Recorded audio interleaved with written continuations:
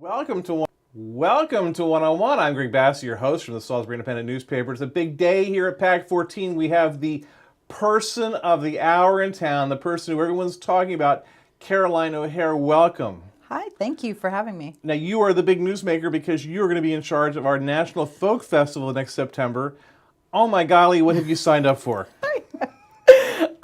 First of all, I'm incredibly honored that I was selected for this position. It's a big task, and it's a task where we as a community have to come together and work together. And the impact it's going to make is going to be astronomical. So I'm very excited. I'm working closely with the National Council for Traditional Arts and obviously with the city. And I think this is going to be an amazing event. Now, because this is all about me, everything that I say that's not going to work always works. Everything I get excited about doesn't work. I'm excited about this thing. Oh, Please no. make it work. Flip the trend in history for me. Okay. Well, we are going to succeed because we have a lot of support. We have a lot of guidance, especially with the NCTA. The people that have signed on so far are committed 110%. We have the ability to do this. The city was selected by the NCTA. They didn't just It was a competitive process. It was a very competitive process, and they wouldn't have picked us if we couldn't do it. And they know what they're doing. Absolutely. The festival has been going since 1934. It started traveling later on, and it's been in 26 cities. They came out here, they did site visits, they looked at our master plan.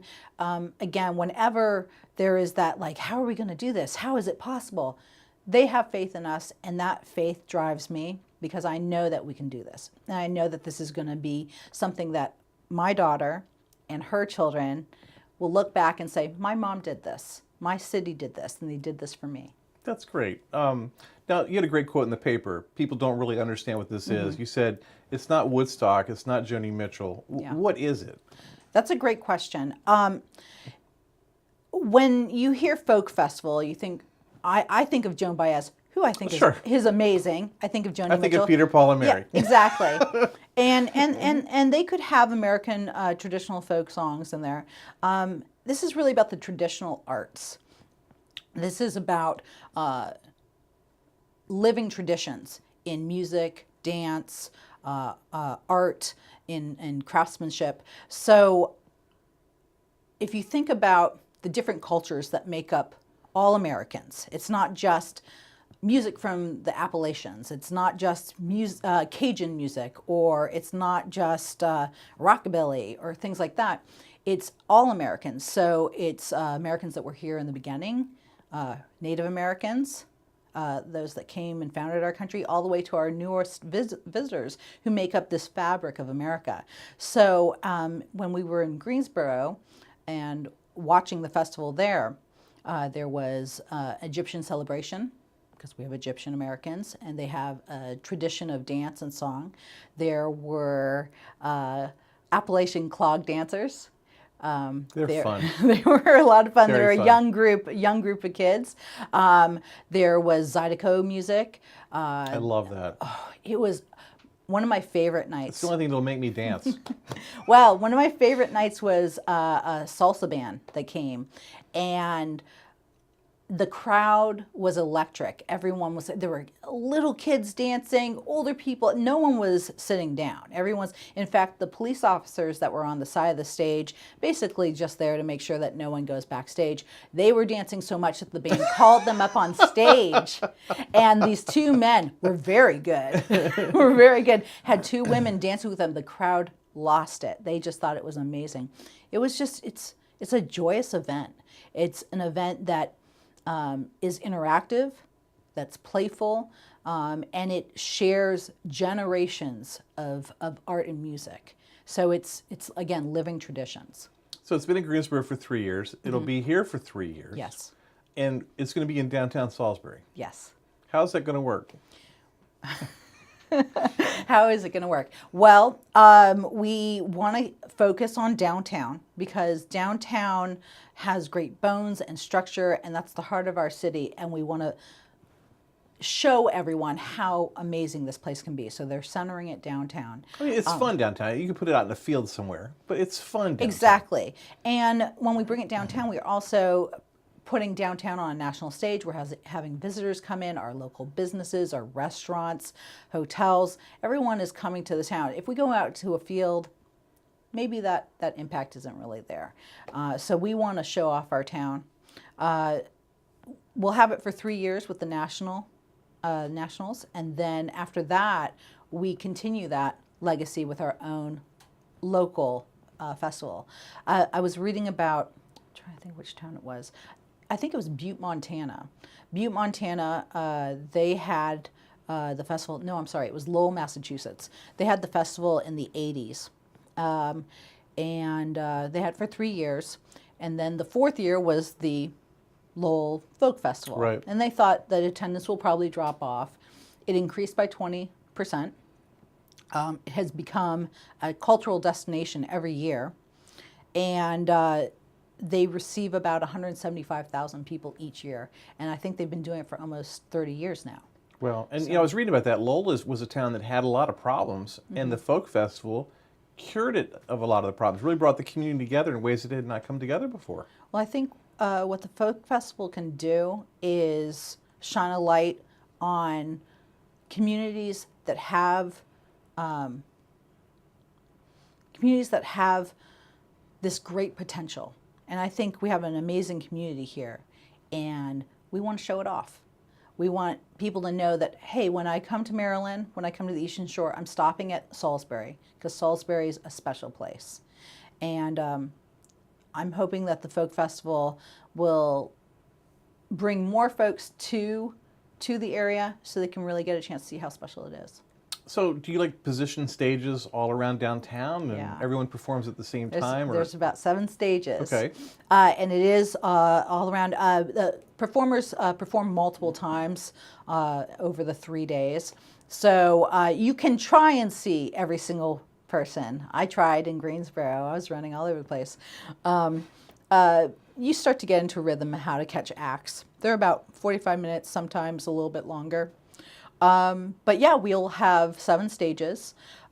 There'll be a dance pavilion, which is one of the stages, one of the largest stages, and that's a lot of fun. When there was a polka band there with a family. So the main polka player was the father, and then his daughters were on violin and whatnot. So before that, Arthur Murray came out. There was a representative from Arthur Murray for the half an hour before, and they taught everyone polka steps, so that when the Wow. polka music played, everyone could dance traditional polka, which I See, thought I'm was afraid to learn that because someone might catch me doing it someday. I was horrible at it. I'm just the worst dancer, but That but it was whole a lot upper of fun. Midwest stuff, I don't really connect with any of it, except for Garrison Keeler. Isn't he wonderful? Yeah. He's fantastic. So it's very interactive. They want people to learn about these traditions, learn about. You know what it's like? It's sort of like traveling without leaving moving. Salisbury. Yeah. So Interesting. you're going to hear music that you've never heard before. You're going to taste foods that you've never tasted before. You're going to see dances and art that you've never experienced before, because there may be cultures that you haven't been exposed to. So it's fantastic. I can't You're wait. getting me excited. This is I good. know, it's going to be so great. I can't wait. Now, to pull this off, you're going to need some money, and you're looking for some sponsorships. Yes. You want to talk about that? Sure. So we are reaching out to our business community leaders.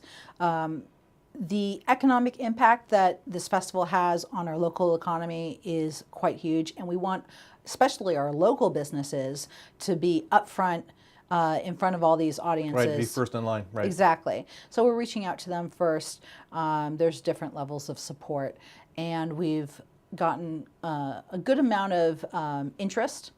So hopefully that ball will start rolling and we'll be able to get to where we need to in the budget. But I feel pretty confident. And you're going to go around to the service clubs and kind of make your pitch. Absolutely. I know yesterday, yes, absolutely. I'll be meeting with them, meeting with Lions, meeting with Kiwanis, talking to all the chambers and what have you. And you're going to need volunteers. Yes, we are going to need Someone volunteers. said to me the other day, they were like, where are they going to find 800 volunteers? And I said, I'll volunteer. And the person with me said, I'll volunteer. So there were two right there, people who don't know anything about it that were excited to be a part of it potentially. Exactly. When I was in Greensboro, the last show, we were leaving the stage or leaving the area, and I walked by two younger guys, maybe in their 20s or early 30s, and they had so much fun. They're like, next year we need to volunteer. This was great. And I think we'll get more volunteers as the festival goes on. But right now what we've done is we're working with Pam Gregory at United Way. And She's terrific. She's amazing. Yeah. She is wonderful. And she's helping us with that. She's so inspiring. She just wears me out. She's helping us with the Get Connected. Yeah, great program they have. Yes, Exactly. A service there. Yeah. Yes, so it's an online sign-up form. So right now we actually have a link up there where you can sign up as general interest because we don't have the specific volunteer areas just yet. So we're compiling So it's on the United Way of the Lower Eastern Shore website, which is really easy to use. You can find everything really well. It's super, and she's actually put us right there on the front page on the side. On the left-hand side, you'll see National Folk Festival, and you click on that. And right now, again, we're just looking for people that are interested in being part of it. And everyone I've met is like, how can I volunteer? I'm like, Do you really "That's need the person." 800, or do you not know? I would say we probably need a little bit more than 800. When I was talking to Wow. the coordinator in Greensboro, they had a little over 800 volunteers for over 1,000 spots. Right. Now we're talking about 75, 100,000 people. Yes. The first year, they're estimating between 75,000 and 100,000, and that grows. Yeah. Now I know the city is worried about where everyone's going to stay, because obviously we want them to stay close so they spend money here. That's Of a course. lot of the idea. And I know the city council is trying to do something about Airbnb and perhaps allow people to stay in homes. There's some rules against that now. Will that help? Anything will help on it. I really can't speak to that. I Yeah. do know that Wicomico Tourism, Worcester Tourism, and our business development program are working together and reaching out to hotels about what kind of deals. I heard that there are bus tours that are actually possibly being formed from Ocean City. So everyone's on board. There will be a place for everyone to Right. stay. I think our hotels in Salisbury are going to be at maximum capacity. Really going to help.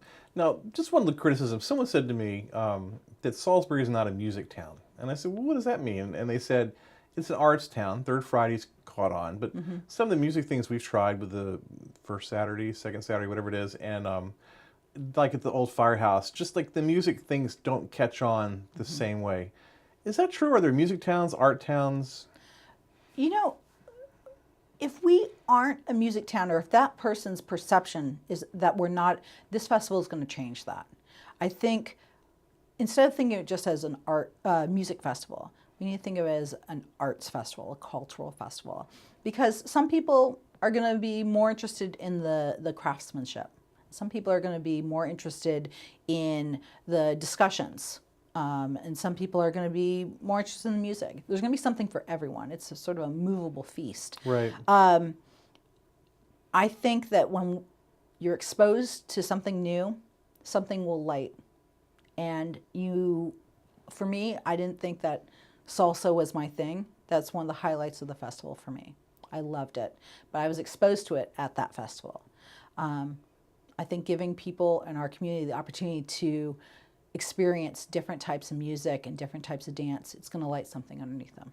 Yeah. I went to a folk festival years ago down near Pinehurst, Southern Pines, which is kind of an extension of that Greensboro thing. They've got the pottery area there. It's real folksy there. Yeah. And I stood there for 2 hours and talked to the guy who made puzzle boxes. I had never seen these puzzle boxes before, but it really enlightened me into something that I didn't even know existed. And it was all at a folk festival. Yeah. Yeah. The arts marketplace It will be a Maryland Arts Marketplace. Will be a juried marketplace, so local artisans from Maryland will submit an application, which that process is isn't available yet, but it will be, and the best of the best will be selected, and someone that has a unique craft that speaks to the Maryland arts community will be presented in the arts marketplace. But then also in the folklife area, where they're not sort of selling their wares. I think I had mentioned to you before, there was someone that made handmade instruments, handmade Right. banjos.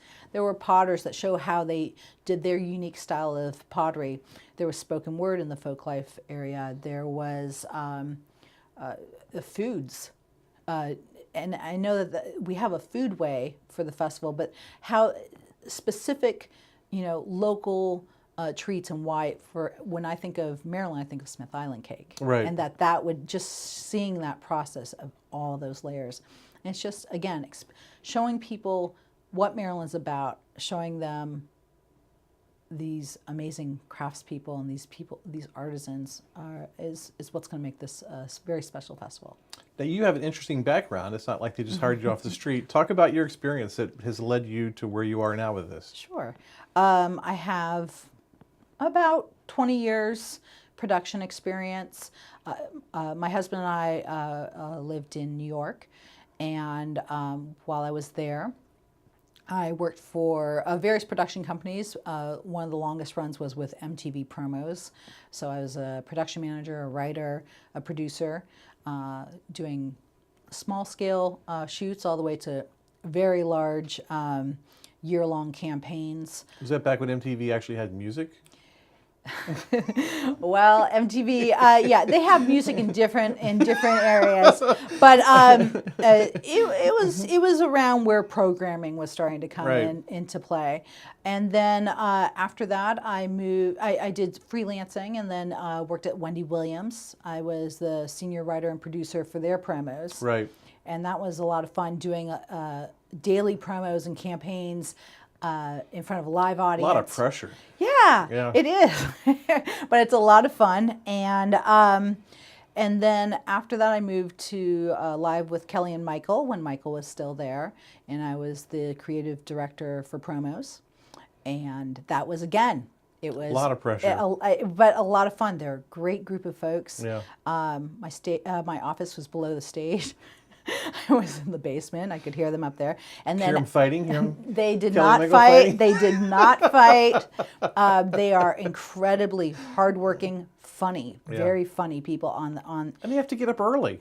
Exactly. And Michael had a job before that show. Oh, Michael works all the time. He was Yeah. incredible, but she did too. She had jobs. I mean, they moved, they hustled. But my job would, as soon as the show would end, I would run upstairs and we would shoot promos with them and do funny little funky things. When my first day on the job, so we do this in front of the audience.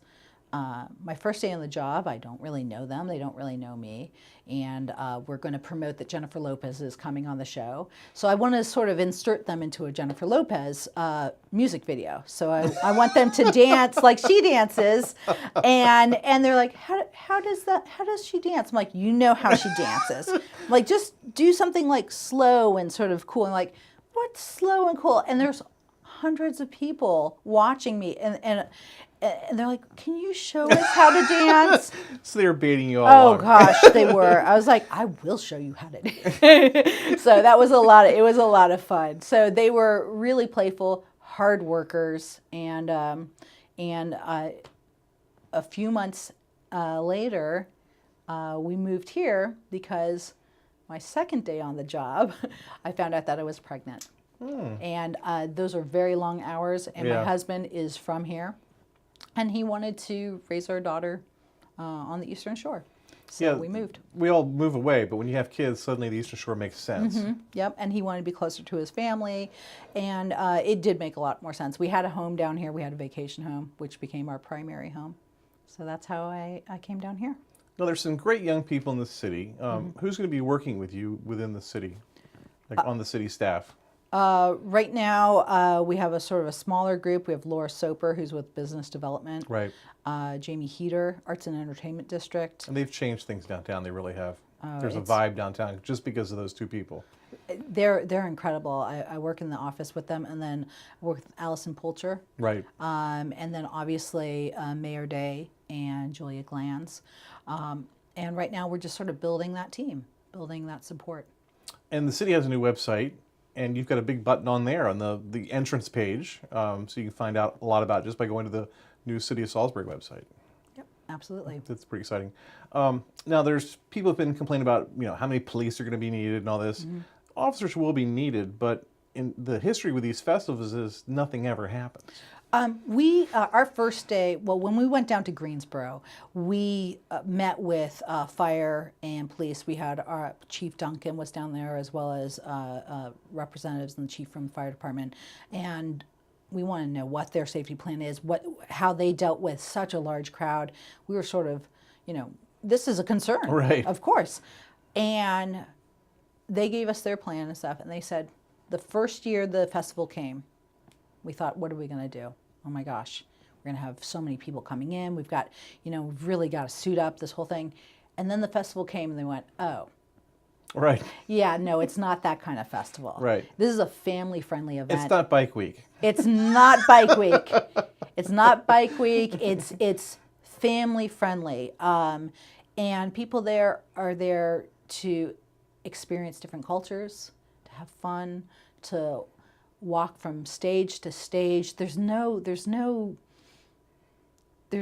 anxiety, and you could see that with the police officers and with any of the emergency personnel. They were enjoying the festival just as much as the participants. They were, there is security, of course, as precaution, but it's just a joyous event. It's There's incredibly. going to have to be a family-friendly. role for Bull Hudson, our downtown police officer, in this thing. I love Bull. Of course. Oh, if we could get him dancing, That would be funny. that would be amazing. I'll try and I'll tell him to start working on his salsa. Now, I heard there's some questions about the food stuff, whether there's going to be just like trucks or if restaurants can set up tents with the health department involved. Has there been any resolution in that, or? I'm not familiar with the discussions that have happened as far as the health department. I do know that in past festivals there have been food trucks and tents because some places don't have a truck. And that's something that we'll have to look into. So where do the acts come from? Does the National Folk Festival bring those people in, or who picks who's going to come? The National Council for Traditional Arts curates some musical acts, and they have a very large catalog of traditional musicians and bands, and they look at the demographics of the area, the culture of the area, and they make suggestions. They say, here are, for example, 10 polka bands. Right. We're going to go back to polka. Here are 10 polka bands. And then our programming committee, which is local citizens and artisans, they look at that and they make those choices. Right. Now, what about local bands who might want to participate? Is there an avenue for that, or how does that work? There will be an avenue for local musicians. I'm going to be working with the National Council to find ways that they can submit their music and their materials to them for review. And in the end, the National Council for Traditional Arts is the one that curates it, so they make the final decision. But an application process will be in the works later on. Because there's lots of local bands that I like to see, and to see them Exactly. exposed in a big event like that would be kind of cool. When I keep going back to Greensboro, because that's really my Sure, my yeah. main experience. One of the great things about the festival is the economic impact. After the festival, we'd go out to dinner. We went out for drinks. There was some shopping, but not later at night. Every place we went, there was a band playing, Right. and they may not necessarily Good have been in the festival, Right. but there was constant music. It was wonderful. So there's different avenues to expose people, but and then there's also our Maryland stage, and that will be more local artists. But again, the application process is a little bit down the road, but we'll definitely have something for them. Right, and I recognize you're just at the beginning of this Yeah. thing. like 2 years from now, you'll have had all the problems and have even more Absolutely. great ideas to make it work. Absolutely. How does it work financially? Is there an admission charge, or how are things paid for and all I this? love, oh, how, for attendance? Yeah, I love that you brought that up. Thank you. This is free. it's all free. It's 100% free. I don't have to get a wristband. And You all don't that. have to get a wristband unless you want to have like a beer or something. You get a wristband. It is free. They do have a thing called the Bucket Brigade, and those are volunteers that go around saying, Okay. "Hey, if you want to put some money in the bucket, that would be really helpful."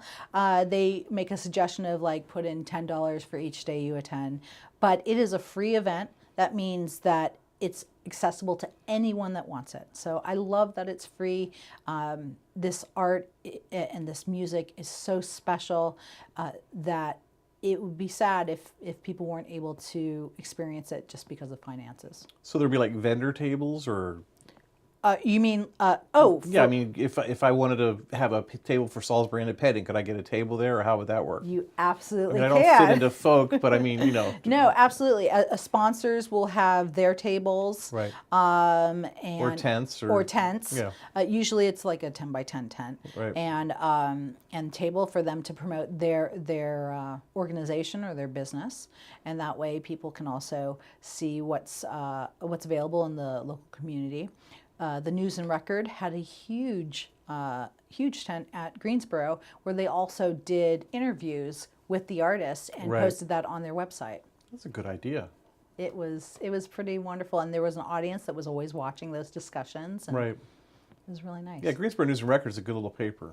Yeah, I met the editor. He loves the event. Right. Loved what they were able to do, and working with the city and with Arts Greensboro. They had a great time. And they'll keep an event there or something similar to it after the national Absolutely. event's gone. They're already ready to do the North Carolina Folks Festival. Right. So, That's a huge festival. That might even be bigger than this festival. well, it hasn't started yet. It'll be Okay. next year. So that's continuing the legacy, just like Lowell has been continuing for 30 years. We're going to Richmond in a little bit to see that continuation. I think they've been going for over 10 years. I want to say like 12 or 13. Right. And that's what's so great about this is it's not just 3 years. It's not just 3 years of a little bit of infusion into the economy. This is a new tradition for Salisbury and a new tradition for the Eastern Shore. And it's a new legacy. Now, being a grumpy guy, I like to have a beer at social events to make me Okay. feel more comfortable. Okay. Will there be beer and wine available There somehow? will be beer and wine available. Thank goodness. And but back to what we had talked about before, it's not It's not a drinking event. It's not a drinking event. Yeah. It's, someone saying, I'm going to try some of this beer from this local brewery and watch my favorite act of the festival, or I'm going to go walk across and just take a look at the marketplace. It's not a beer drinking event. Right. It's just some place where if you want an adult beverage, it's there. But And there'll be lots of great socialization. it will. Yeah, it'll be a lot of fun. Okay, how can people contact you, reach you, call you up for questions? How can we get a hold of you? Oh, that's wonderful. I would love for them to reach out to me. I've already had a lot of input from our local citizens. We have the nationalfolkfestival.com website. There's a contact form on that website, and that site should be active in the next month. There's also going to be an area for artists to submit their work so that they can be considered for the juried marketplace. And more information that way. So that's the best way to reach out to me. More information can, of course, be found at the City of Salisbury website. And we hope to hear from everyone. Everyone seems to be very excited, and I look forward to working with the entire community because we're going to make something very special here. And I know we'll have lots of coverage about this as the year goes on, so there'll be a lot of opportunities as things come up and people learn more. Right now, I'm just wondering, I think your biggest worry might be a hurricane, since we have so many hurricanes right now. The September event, have you guys thought about that? Not until just this moment. Thank you. Actually, it is a rain or shine event. Okay. And they'll play through the rain as long as there isn't a safety issue. Right. And speaking with Julia Olin, who is the director of the NCTA, there have been There have been times where they've had to bring events inside or just move around schedules, but they do a rain or shine event. So hopefully luck will be on our side. She's Caroline O'Hara. She's got a busy year ahead of her. We're all going to have to get behind her and help her because we're going to make the National Folk Festival here in Salisbury a great success in its first year. Thanks for being here today. Thank you. I'm Greg Bassett from the Salisbury Independent Newspaper. Another edition of 101 right here on PAC 14.